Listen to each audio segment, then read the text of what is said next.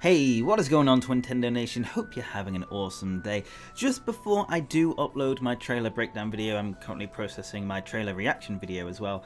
I wanted to make a video on why I think Pokemon Sword and Shield are set in the UK. Now, it's kind of obvious to a lot of people, but for those who have never been to the UK, seen pictures of the UK, or just, well, lived there like me, it might not be as clear. And even though it hasn't really been confirmed by Pokemon where this region is set, I think it's the Galar region, I'm going to explain to you why it is set in the UK. So technically it is a theory because it hasn't been confirmed, but it is probably like 99% fact. I can't imagine them saying no, it's actually set anywhere else, because there is a lot of proof pointing that it is in the UK. So let's just start off. Firstly, the gameplay shows farmland and highlands that are very similar to the south of England. I was actually born in the south of England and grew up there for 10 years, and it looks like the real thing. Honestly, it's just something like, if you've been there or lived there, or visited the countryside in England in the south, you can just straight away tell that this was England. I kind of knew straight away in my trailer reaction, which is why I started freaking out. We also have a big industrial city that is very similar to London, and this city being industrial, how it is, it's kind of linking to the industrial revolution of the UK.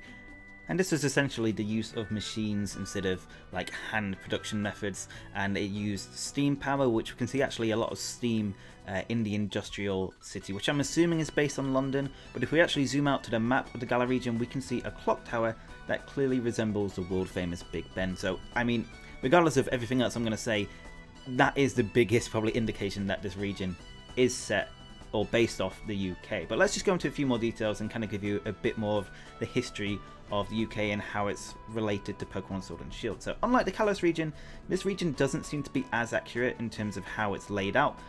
For example, on the London-like city, there seems to be the Lake District, which is kind of a famous area in the UK that's beautiful. It's got beautiful lakes and just countryside. And that's normally actually in the northwest of the UK, but actually in this region it is found in the south. So it's not as accurate as the Kalos region was, where it kind of mapped everything. I mean, there's always going to be some irregularities because the region obviously isn't as big as the country, but in this region it seems to have flipped a few things around, which is fine. I think that's great though. Including the Lake District is something I always wanted to be added to the UK, or the UK region even, sorry.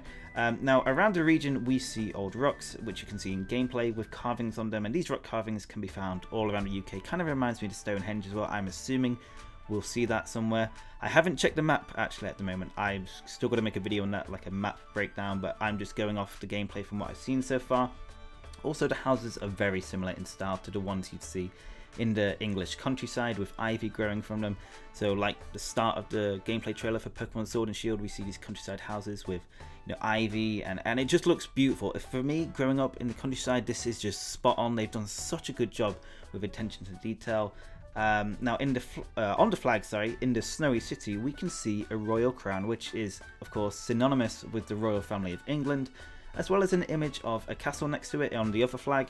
And obviously, for those who have done history about the UK, you know that we're famous for castles, forts, and all that kind of stuff. Very, ancient buildings, basically. So that makes a lot of sense as well. We also see a large hill figure, which can be found in the British countryside, like the famous Cerne Abbas Giant in Dorset, which is actually where I grew up. Not obviously on that marking, but I grew up in Dorset. So there's your fun Twintendo fact for you.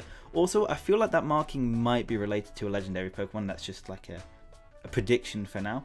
And lastly, we see the trainer wearing a sports jersey that is very similar to a football kit or soccer for all of you guys in the US. I hate saying that word, but so this is a bit of a stretch compared to the other points because there's no real proof with this, but it does seem very, very similar to obviously football kits in the UK with the numbers on the back. I mean, even if you watch MLS in the US, you know that this is a very similar, to a football kit or soccer kit.